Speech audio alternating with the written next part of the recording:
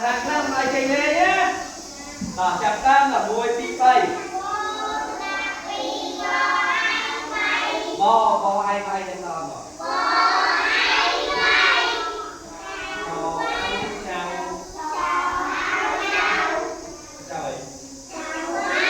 Chào.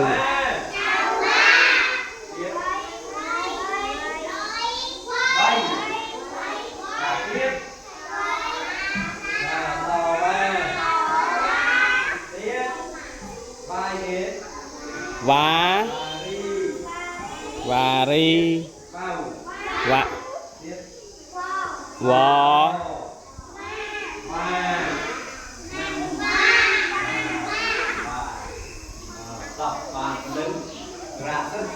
rạ thế trồng trâu vĩnh này